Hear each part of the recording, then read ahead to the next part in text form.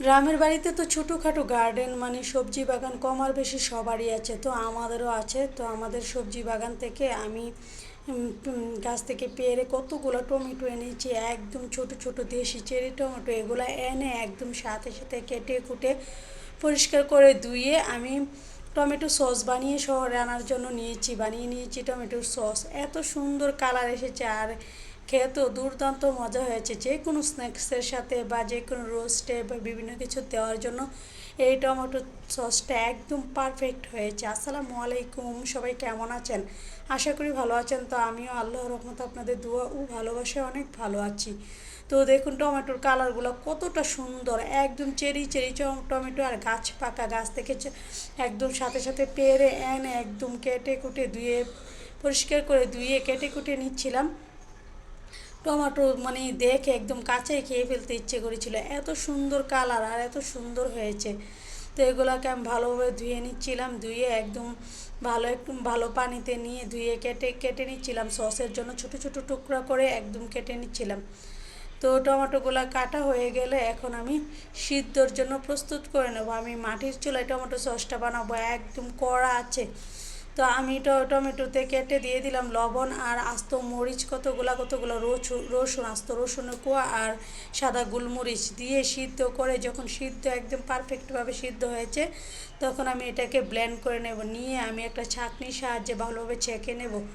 তো কিনে আনলে তো তেমন একটা একদম ফ্রেশ পাওয়া যায় না, তো এটা তো একদম জমি টাটকা, একদম লাল লাল টমেটোগুলো ছিল।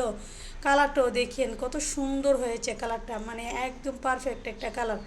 তো এদিকে টমেটো সসটাকে চেকে আমি একটা প্যানে দিয়ে দিয়েছি সসের জন্য। তো সস তৈরি করার জন্য এদিকে আমি একটা বাটিতে কাপে কর্নফ্লাওয়ার গুলিয়ে নিচ্ছিলাম। তো টমেটো সসটা একদম পারফেক্টভাবে ঝাল দিয়ে নিচ্ছিলাম, একদম ভালোভাবে জাল দিয়ে নিয়ে মানে ইডেটের জন্য কালারটা সুন্দর আসেনি, একদম কড়া লাল একটা কালার ছিল আর এত সুন্দর কালারটা ছিল বলে বোঝানোর মতো না। আর তারপর টমেটো সসটা যখন কিছুটা ঘন হয়ে আসবে এখন আমি কর্নফ্লাওয়ারটা দিয়ে দেবো। অথেন্টিক কোনো আমি কালার ছাড়া টমেটো সসটা বানিয়ে নিচ্ছি, খুব সুন্দর একটা কালার হয়েছে।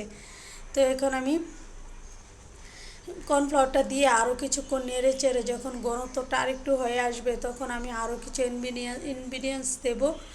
তো ভালোভাবে নেড়ে চেড়ে একদম পারফেক্টভাবে সসটা বানিয়ে নিচ্ছিলাম আর ঘনত্বটা এত সুন্দর হয়েছে বলে বোঝানোর মতো নয়। তো এখন আমি দিয়ে দেব চিনি, পরিমাণ মতো চিনি, লবণ, তারপর বিট নুন, এগুলো সব কিছু দিয়ে দেবো একদম পরিমাণ মতো। এই তো বিট নুনটা দিয়ে দিলাম, চিনি লবণটা আগে দিয়ে দিয়েছি। এখন আমি ভিনেগার দিয়ে দেবো যেন সসটা অনেক দিন থেকে সংগ্রহ করে রাখা যায়, অনেক দিন।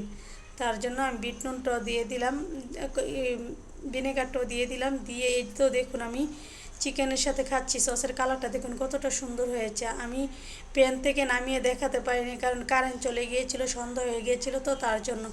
দেখুন কতটা পারফেক্ট। আল্লাহ হাফেজ, আসসালামু আলাইকুম।